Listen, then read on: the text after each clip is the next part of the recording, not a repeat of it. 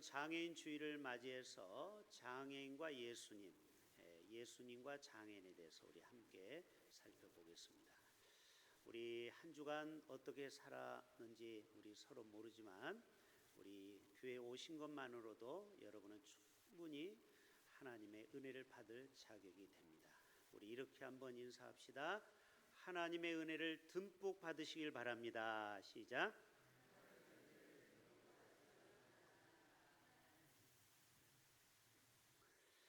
어제도 좀 이렇게 성도님하고 통화를 하면서 전화 신방을 했는데 참 그 가정마다 어려움도 있고요. 또 특별히 경제적인 어려움 때문에 정말 제가 어떻게 도와주고 싶어도 도와줄 수 없는 그러한 가정도 있어요. 참 마음이 많이 아픈데요. 오늘도 하나님께서 이 자리에 오신 저와 여러분에게 주시는 하나님의 음성을 통하여 우리 교회 모든 성도님들이 하나님이 주시는 큰 위로와 평강의 복이 함께 임하기를 축복합니다. 우리 주위에 보면은 장애우들이 참 많습니다. 없는 것 같지만요, 우리나라에 무려 400만이나 됩니다. 그러니까 드러내지 않는 장애우까지 치면은 약 500만, 10분의 1이죠. 그러니까 두 가정 중에 한 가정은 장애우가 있다라는 것입니다. 의외로 많이 있습니다. 그런데 저도 일산에서 살다 보면은 이렇게 엘리베이터에서 장애우들이 쭉 내려와요. 홀트 아동복지 유명하거든요, 일산에요. 제가 그 5단지에 살았는데 거기 오면은 장애우들이 엘리베이터에 출근 시간에 엄청 탑니다. 여러분 일부러 이사를 온 거예요. 그 탄현동에 홀트 아동복지에 가려고. 거기 오면은 소리를 지르고 이상한 행동을 하는 아이들을 보면 어떤 사람은 이렇게 째려봐요. 그게 뭐예요? 아직까지 이 사회는 장애우를 봤을 때 이렇게 편견을 갖고 본다라는 거예요. 우리는 장애우를 봤을 때 참 딱하다, 얼마나 엄마가 힘들까, 이런 사랑의 마음으로 봐야 되는데 이상한 눈으로 보는 경우가 있습니다. 오늘 여기 시각 장애우가 나오는데요, 제자들은 정말 이 부모가 들었으면은 얼마나 마음 아픈 말을 합니다. 뭐라고 합니까? 예수님, 랍비여, 이 장애인이, 이 눈이 안 보이는 봉사가, 옛날에는 봉사라고 했죠, 맹인이 누구의 죄 때문에 이 맹인이 됐습니까? 이 부모의 죄입니까? 아니면 이 앞에 있는 소경의 죄입니까? 여러분, 상처를 줘도 어떻게 이렇게 상처를 줍니까? 지금 다 들을 수 있는 얘기잖아요. 가까운데 장애우를 세워놓고. 참 이 제자들이 얼마나 철사 이 철이 없는지 몰라요. 근데 예수님이 뭐라고 합니까? 오늘 핵심 구절이 3절이죠. 그에게서 하나님이 하시는 일을 나타내고자 함이니라. 따라 세웁시다. 그에게서 하나님이 하시는 일을 나타내고자 하심이라.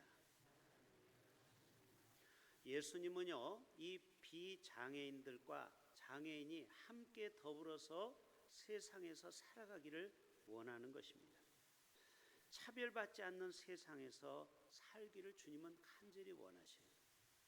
요즘 많이 우리 회자되는 위라클 박유와 또 송재은이 이제 가을에 결혼을 하는데, 한 청년은 휠체어에서 평생 걸을 수 없는 마비를 가지고 있는 청년과 멀쩡하게 이쁘게 생긴 탤런트와 결혼을 하는 것입니다. 세간에 관심이 얼마나 많은지 몰라요.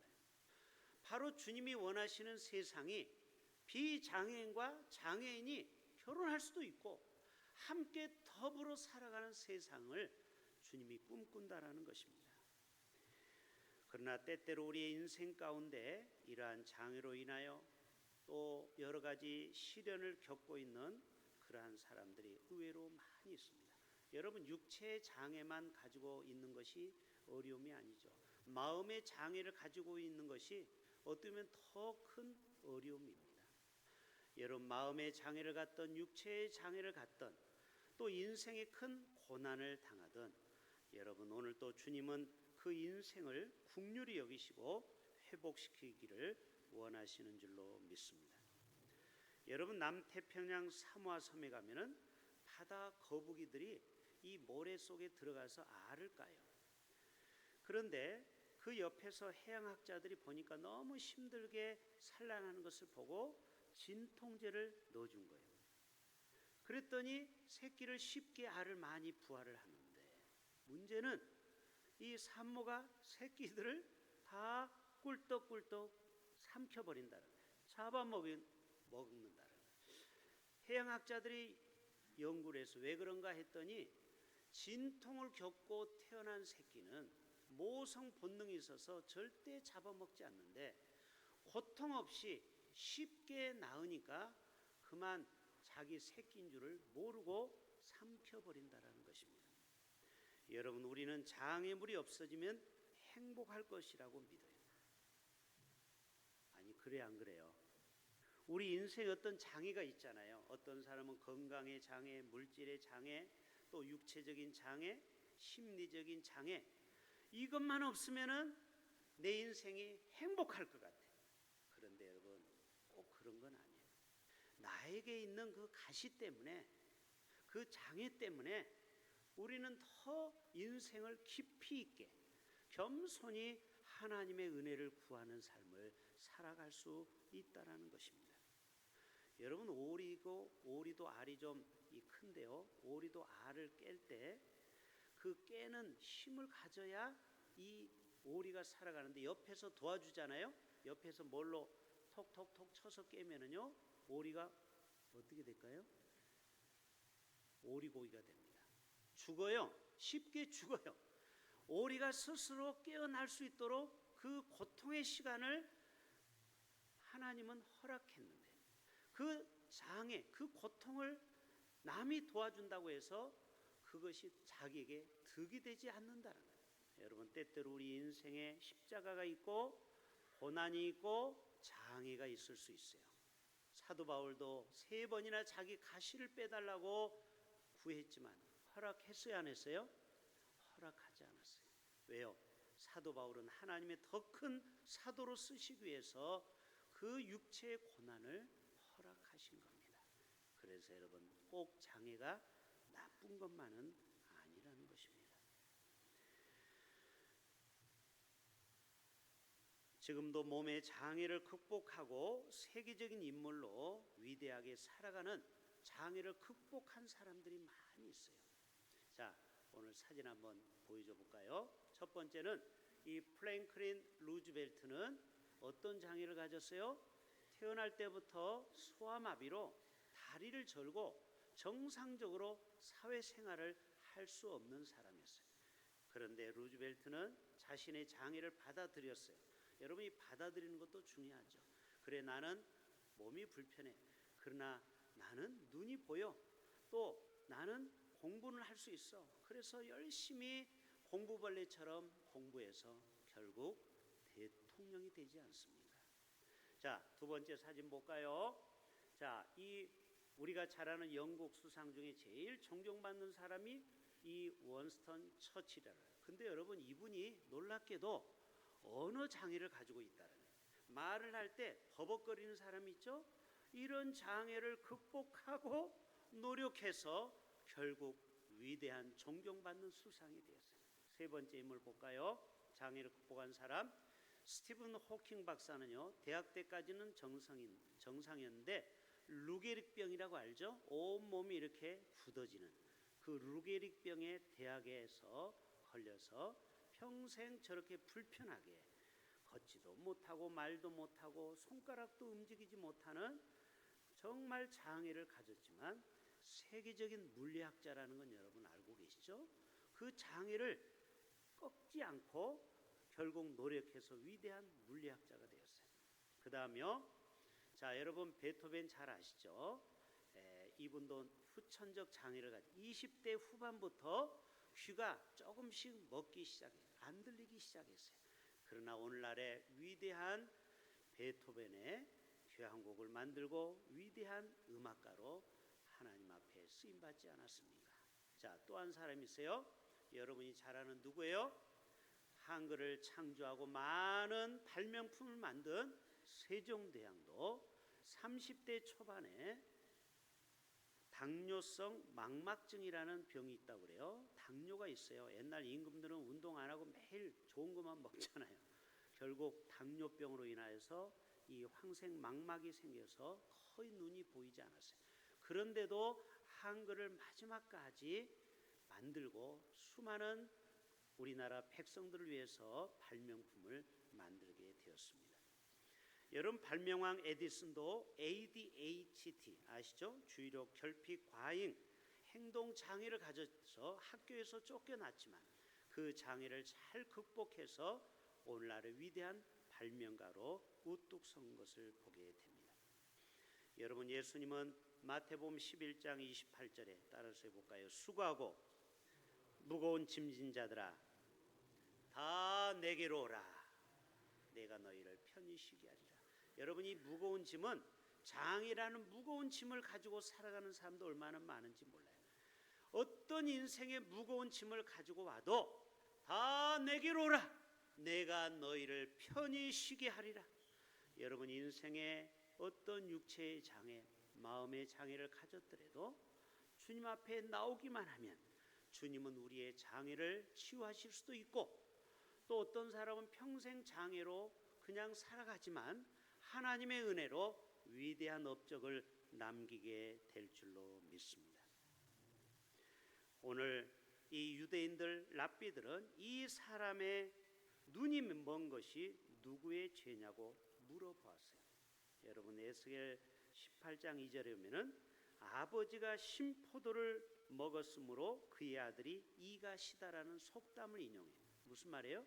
아버지의 죄 때문에 아들에게도 그 죄가 이어간다라는 거예요. 그러나 에스겔 선지자 이 속담을 하나님은 이렇게 반박합니다. 내가 나의 삶을 두고 맹세하노니 너희가 이스라엘 가운데서 다시는 이 속담을 쓰지 못하게 하리라. 이게 하나님의 마음이에요. 이 아버지의 죄가 흘러가는 것이 구약의 법이에요. 그러나 하나님은 그 죄를 묻지도 따지도 않겠다. 그의 아들의 영혼도 내게 속하였나니 결국 죄는 흘러가지 않고 그 죄를 하나님이 용서해 주시면 그 아들에게도 그 죄가 흘러가지 않는다라는 것입니다. 그래서 우리는 장애우를 바라봤을 때 절대로 제자들처럼 어리석은 생각을 하면 안 돼요. 아, 이 사람이 죄가 많아서 장애를 가졌구나, 아니면 이 부모가 죄가 많아서 그런 생각은 잘못되었다라는 것입니다. 여러분, 우리나라 헌법에도요, 이 장애인 인권 헌장이 있습니다. 장애인은 모든 인간이 누리는 기본 인권을 당연히 누려야 하며 그 인격의 존엄성은 충분히 존중되어야 한다. 그래서 장애우에 대해서 차별을 해서는 안 된다라는 것이죠. 어젯밤에 한성역이라고 서울 지하철역이 있는데요. 거기에서 전장현 전국 장애인 연합회라는 게 있죠. 그 대표 이규식 대표를 포함한 많은 활동가들이 지하철에 들어넣어서 장애인 차별을 철폐하도록 데모를 했죠. 왜 이 사람들이 들어넣어서 우리에게 불편을 줍니까? 우리 장애인들도 인간이라는 것입니다. 저들이 바라는 것은 다른 것이 아니고 우리를 똑같은 서울 시민으로 인정해 달라는 거예요. 우리도 국민이다라는 거죠. 똑같은 백성이다. 여러분, 저들은 많은 것을 요구하는 게 아니고 우리와 똑같은 인간임을 인정해 주기를 바라는 것입니다. 여러분, 성경에도 수많은 내용이 이 복지에 대해서 다루고 있다는 거 알고 계십니까? 특별히 사회복지에 바로 어원이 레위기서입니다. 레위기에 보면은 19장에 이런 말씀이 있어요. 가난한 자를 위해 곡식이나 포도의 열매를 남기거나 떨어진 것을 그냥 두어라. 왜? 객이나 고아나 과부나 어려운 이웃들이 먹을 수 있도록 그 모든 곡식을 남겨놓으라고 말씀하고 있어요. 또 노동자를 착취하지 말고 장애인을 착취하지 말라고 레위기 19장에도 말씀하고 있습니다. 너는 내 이웃을 억압하지 말며 착취하지 말며 품꾼의 삭슬 아침까지 밤새도록 내게 두지 말며. 월급 주는 걸 아까워서 그거를 붙들고 있지 말고 빨리빨리 제때 월급을 주어라. 노동자를 착취하지 말라. 또 우리의 가난한 자를 도우라고 말씀하고 있어요. 심지어는요, 이 동물도 학대하지 말라고 성경은 말씀하고 있어요. 신명기 22장 6절과 7절에 어미새가 그의 새끼나 알을 품은 것을 보거든 그 어미새와 새끼를 아울러 취하지 말고 어미는 반드시 놓아줄 것이요. 우리는 이게 웬 떡이냐? 이 어미와 새끼를 다 취할 수 있는데 새끼는 어미가 또 낳을 수 있지만 어미까지 잡아먹으면은 이게 종족 번성이 안 된다라는 거예요. 그래서 동물 새마저도 보호하는 것이 바로 성경책에 나와 있습니다. 그리고요, 다문화 가정도 주님께서는 하나님은 우리에게 레위기 19장에 말씀하고 있어요. 거류민이 너희의 땅에 거류하여 함께 있거든 너희는 그를 학대하지 말고 너희와 함께 있는 거류민을 너희 중에서 낳은 자같이 여기며 자기 사랑같이 똑같이 사랑하라. 다시 말해서 필리핀이나 베트남 사람이 우리나라에 오면 차별하지 말고 저들도 똑같이 하나님의 사랑으로 돌보라고 성경은 우리에게 말씀하고 있는 것입니다. 여러분, 성경이 이렇게 우리에게 차별을 금지하고 있다라는 것입니다. 자, 우리 3절을 다시 한번 핵심 구절을 다 같이 읽어보겠습니다. 시작. 예수께서 대답하시되 이 사람이나 그 부모의 죄로 인한 것이 아니라 그에게서 누가 하나님이 하시는 일을 나타내고자. 따라서 합시다.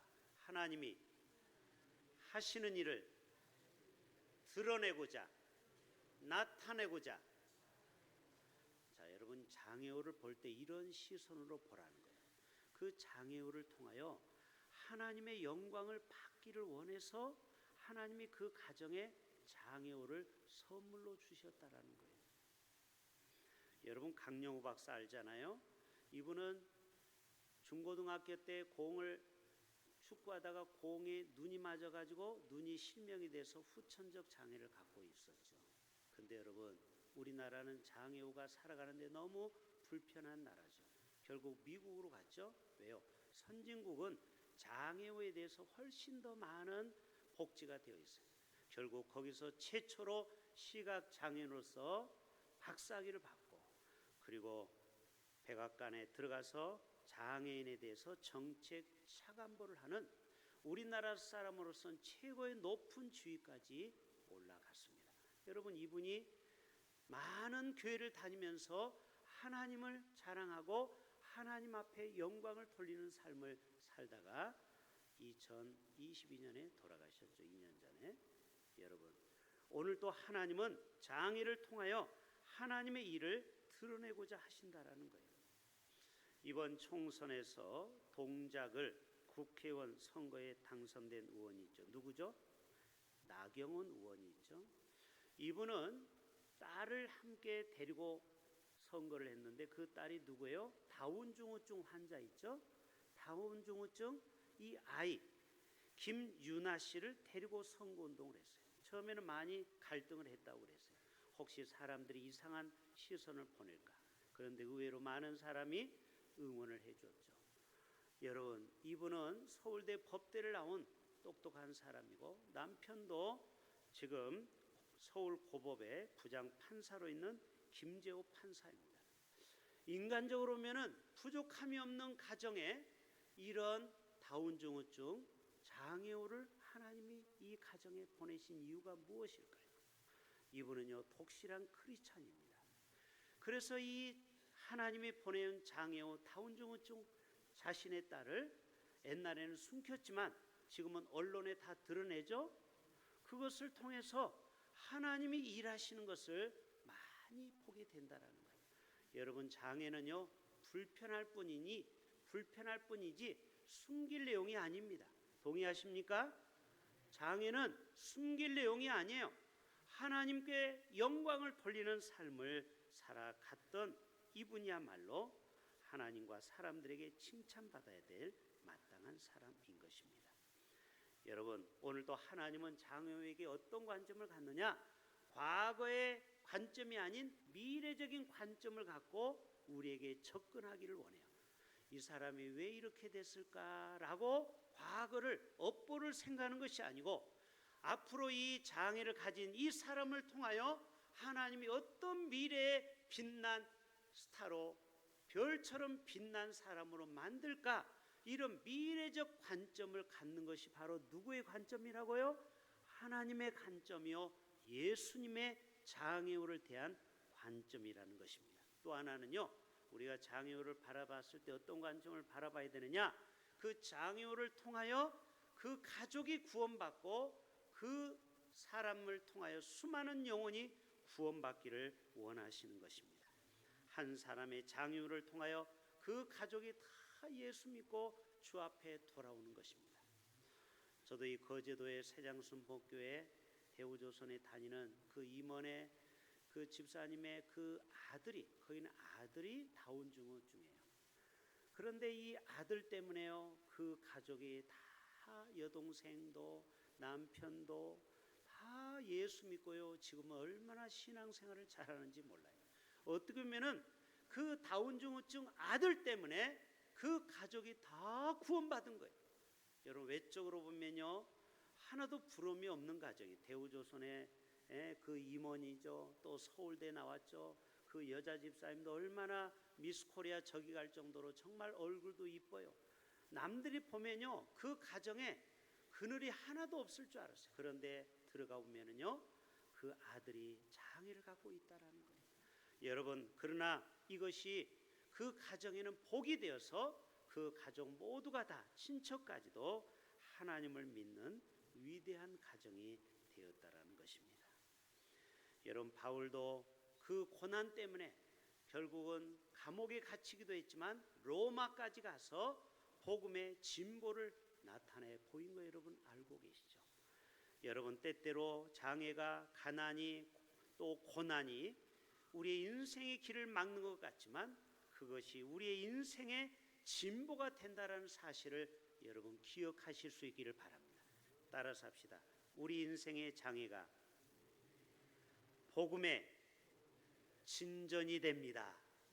나아간다라는 거죠. 우리의 인생을 막는 것이 아니고 도리어 우리의 인생의 길을 앞서 행하게 합니다. 여러분, 파스텔 우유 알죠? 다른 우유보다 조금 비쌉니다. 이 파스텔라는 사람 이름이죠. 이 파스텔라는 화학자는요, 프랑스의 화학자인데 오랫동안 세균을 연구해서 오늘날에 가장 유산균이 많이 들어있는 파스텔 우유를 만들었어요.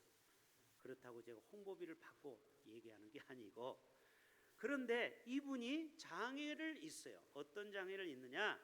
평생 반신불수로 살았어요. 이분이 나중에 많은 사람들에게 얘기합니다. 내가 이렇게 위대한 화학자가 된 것은 나의 장애 때문이다. 왜요? 건강했으면은 밖에 나가서 공도 차야 되고 놀러도 가야 되는데 몸이 불편하니까 평생 연구실에서 연구만 하게 되었다라는 거예요. 도리어 이분은 그 장애가 많은 사람에게, 인류에게 도움이 되는 유산균을 만든 위대한 학자가 되었다라는 거예요. 여러분, 절대 우리의 장애는 저주가 아닙니다. 또 장애를 통해서 우리는 결코 손해볼 일이 아니고 도리어 그 장애를 통하여 우리는 더 인류를 위하여 또 하나님의 영광을 위해서 살아가는 복된 삶을 살아가게 될 줄로 믿습니다. 우리 모두가 이러한 장애를 대한 인식이 개선될 수 있기를 주님의 이름으로 축복합니다. 우리 다 같이 자리에서 일어나시겠습니다.